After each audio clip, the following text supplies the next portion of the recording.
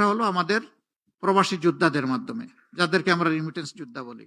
কিন্তু ওই পর্যন্তই, একটা শব্দ তাদের জন্য বলে দিয়েছি রিমিটেন্স যোদ্ধা, কিন্তু বীরের যে সম্মান এই জাতি তাদেরকে এখনো দিতে পারে নাই। পরিবারকে, দেশকে সাপোর্ট দিতে গিয়ে বিদেশের মাটিতে যখন মারা যায় তখন তার লাশ নিয়ে টানাটানি হয়। এই লাশটা কে দেশে আনবে? এটি লজ্জার।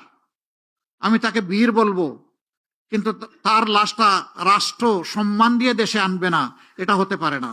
আমাদের অঙ্গীকার, ইনশাআল্লাহ আমরা দোয়া করি সবাই বিদেশে গিয়ে সুস্থ থাকুক, সুস্থ হালতে তারা আবার ফিরে আসুক।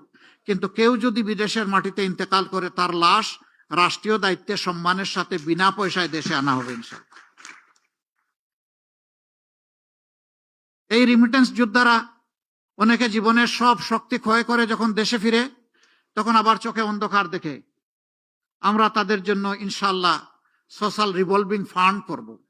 একসময় সে কিছু কিছু কন্ট্রিবিউট করবে, পরবর্তী পর্যায়ে সমপরিমাণ সরকার থেকে কন্ট্রিবিউট করে সে যখন অবসর জীবনে চলে আসবে, তখন তার হাতে ইনশাআল্লাহ আমরা একটা কাজ, একটা কিছু তুলে দেব। তাহলে হতাশার অভিশাপ তাকে পাবে না ইনশাআল্লাহ।